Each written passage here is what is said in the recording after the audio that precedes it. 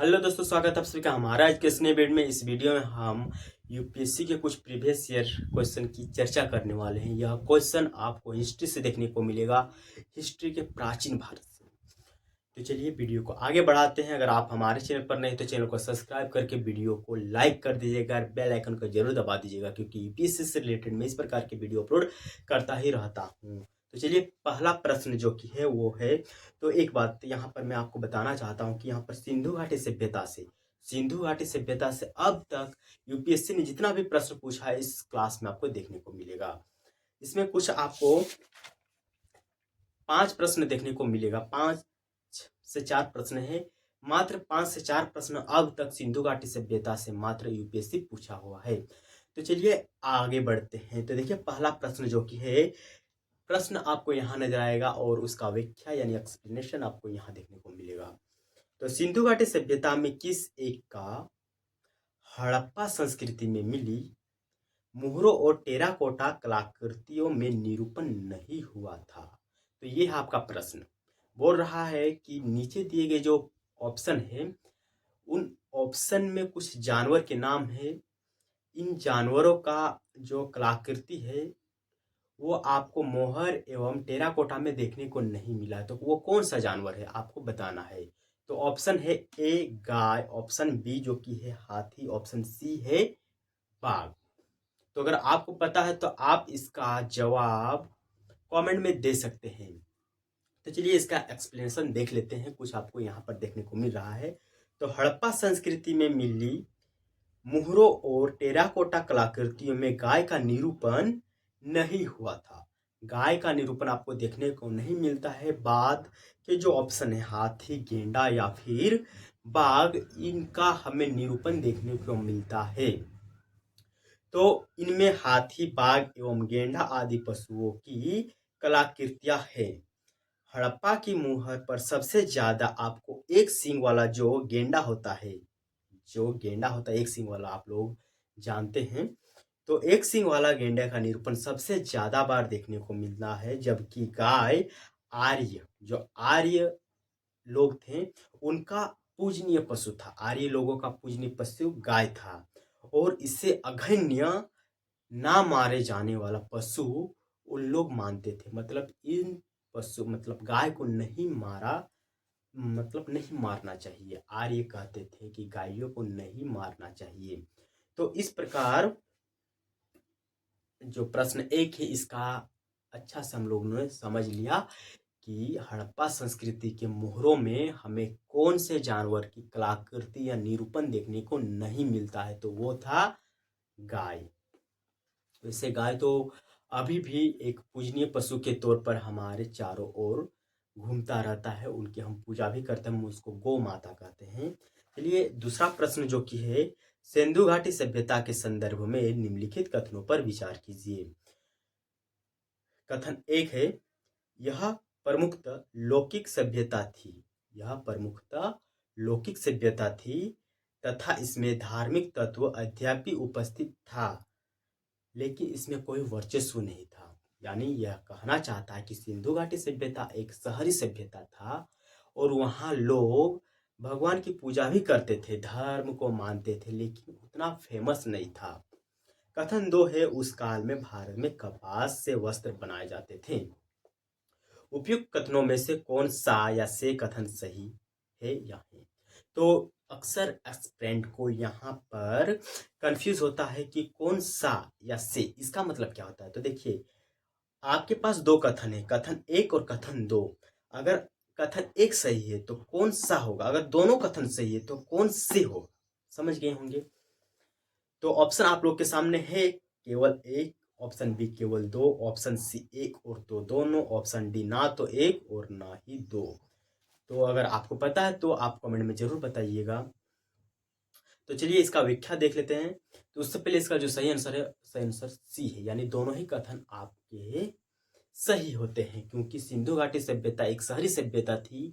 यहाँ धर्म की पूजा की जाती थी, मतलब धर्म को लोग मानते थे, लेकिन उतना फेमस नहीं था। साथ ही साथ वहाँ पर जो कपास से वस्त्र भी बनाए जाते थे। तो देखिए सिंधु घाटी सभ्यता मूलतः नगरीय या लौकिक सभ्यता थी। इस काल में लोग धर्म में विश्वास रखते थे, परंतु शासन व्यवस्था पर धर्म प्रबल नहीं था। इसकी पुष्टि इस बात से होती है कि वहां कोई हमें मंदिर देखने को नहीं मिला है।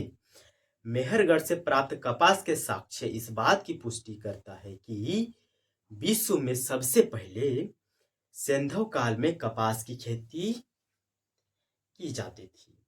तो ये भी प्रश्न आपको आसानी से समझ में आ गया होगा। चलिए अगला प्रश्न हम लोग देखते हैं।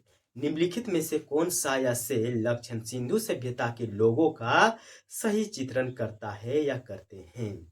ऑप्शन ए है इनके विशाल महल और मंदिर होते थे। ऑप्शन बी मतलब दो है वे देवी और देवताओं दोनों की पूजा करते थे।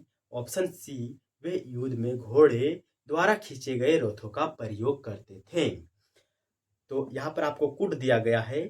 ऑप्शन ए है एक और दो दोनों सही है। ऑप्शन बी केवल एक सही। ऑप्शन सी एक और दो दोनों सही। ऑप्शन डी इनमें से कोई सही नहीं है। तो इसका सही आंसर जो कि है ऑप्शन बी है, केवल दूसरा नंबर इसमें सही है। इसमें देवी देवता दोनों की पूजा की जाती थी।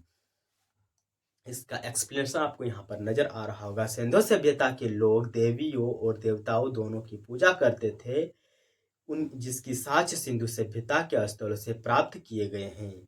मोहनजोदड़ो से प्राप्त जो अवशेष है से कुछ विशाल भवनों के अवशेष प्राप्त हुए हैं। सिंधु सभ्यता के लोगों के विशाल महल एवं मंदिर नहीं थे, किंतु इसका कोई स्पष्ट साक्ष्य प्राप्त नहीं हुआ है। सिंधु सभ्यता के लोग युद्ध में घोड़े द्वारा खींचे गए रथों का प्रयोग नहीं करते थे, क्योंकि भारत में घोड़े द्वारा खींचे गए रथों का प्रयोग आर्यों के आगमन के साथ प्रारंभ हुआ। यानी भारत में जो घोड़े थे वो आर्य लेकर आए थे। भारत में जो घोड़ा आपको देखने को मिलता है, जिस घोड़े से राजा महाराजा युद्ध लड़ते थे, वो घोड़े आर्य लेकर आए थे। चलिए नेक्स्ट प्रश्न की ओर चलते हैं। नेक्स्ट प्रश्न क्या है? निम्नलिखित में से कौन सा एक स्थल हड़प्पा स्थल नहीं है? ऑप्शन है Chanhudaro, option B Dalhousie, option C Sohgaura, option D Desalpur.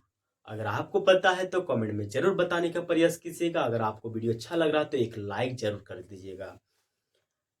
तो इसका सही आंसर है ऑप्शन सी सोहगोरा। सोहगोरा एक सिंधु घाटी जो था सभ्यता वहां का एक शहर या स्थल नहीं था। आपको बहुत सारे ऐसे स्थल देखने को मिलता है, जैसे कि चोहुंदड़ो, मोहनजोदड़ो, डलहौजी हो गया, लोथल हो गया। ये सब मोहनजोदड़ो के मतलब सिंधु घाटी सभ्यता के भाग थे, क्षेत्र थे। तो इसका विश्लेषण आपको देखने को कुछ इस प्रकार मिलेगा यहाँ पर कि जो सहगोरा है सिंधु सभ्यता का स्थल नहीं है। यह वर्तमान में उत्तर प्रदेश राज्य के गोरखपुर जिले में स्थित भारतीय लेखन कला की प्राचीनता को प्रमाणित करने वाला एक ताम्रलेख है। इसकी लिपि ब्राह्मणी तथा भाषा प्राकृतिक है, जो मौर्य शासन और शोक से संबंधित है। ठीक है, तो जो सोहग्रो है ये अशोक से संबंधित है। नेक्स्ट प्रश्न की ओर चलते हैं। नेक्स्ट प्रश्न जो कि आप लोग के सामने नजर आ रहा होगा। निम्नलिखित में से कौन सा प्राचीन नगर अपने उन्नत जल संचय और प्रबंधन प्रणाली के लिए सुप्रसिद्ध है, जहां बांधों की श्रृंखला का निर्माण किया गया था और संबंध जलाशयों में नहर के माध्यम से जल को प्रवाहित किया जाता था? तो ये प्रश्न आपको देखने को मिल रहा है। यह प्रश्न 2021 में पूछा गया था। इसके बाद सिंधु घाटी सभ्यता से एक भी प्रश्न अब तक नहीं पूछे गए हैं। उम्मीद है कि इस वर्ष जरूर कुछ ना कुछ प्रश्न हमें देखने को मिलेगा। तो इसका जो ऑप्शन है वो है Dholavira, option B Kalibanga, option C Rakhigarhi, option D रोपण। तो इसका जो सही आंसर है ये है ए धोलावीरा। धोलावीरा में हमें एक सुव्यवस्थित जल निकासी प्रणाली देखने को मिलता है। तो गुजरात का धोलावीरा, इसका एक्सप्लेनेशन जो कि यहाँ पर आपको नजर आ रहा होगा।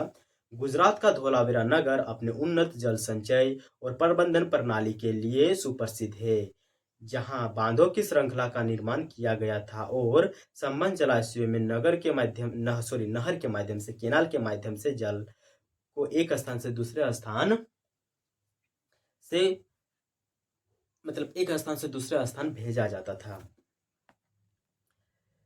वर्ष 1967 से 1968 में धोलावीरा नगर की खोज जेपी जोशी द्वारा की गई थी। जेपी जोशी ने धोलावीरा नगर की खोज की है। आपको बताना है कि सिंधु घाटी सभ्यता की खोज किसने की है। सही आंसर आपको कमेंट में बताना होगा। लेकिन इसका विस्तारित उत्खनन R.S. बिष्ट ने किया। इस नगर की आकृति आयताकार थी। ये याद रखना आवश्यक है क्योंकि इससे प्रश्न पूछने की संभावना बढ़ जाती है कि धोलावीरा जो है इसकी आकृति किस प्रकार है, वृत्तकार, आयतकार व त्रिभुजकार या इनमें से कोई नहीं। तो इसकी जो आकृति है वो है आयतकार। इस नगर को 3 भागों में यानी किला, मध्य नगर या फिर निचला नगर में विभाजित किया गया था। यह भारत में स्थित सिंधु सभ्यता का दूसरा सबसे बड़ा नगर था। तो जो धोलावीरा है सिंधु सभ्यता का दूसरा सबसे बड़ा शहर आपको देखने को मिलेगा और यह 3 भागों में विभाजित था, किला, निचला शहर और मध्य शहर। तो यही कुछ प्रश्न जो कि सिंधु घाटी सभ्यता से अब तक पूछे गए थे यूपीएससी में और इस वर्ष में शायद पूछे जा सकते हैं। अगर आपको अच्छा लगा तो जरूर एक लाइक कर दीजिएगा चैनल को और मिलते हैं कल एक अन्य वीडियो के साथ। कल हम क्या पढ़ने वाले हैं, वैदिक संस्कृति।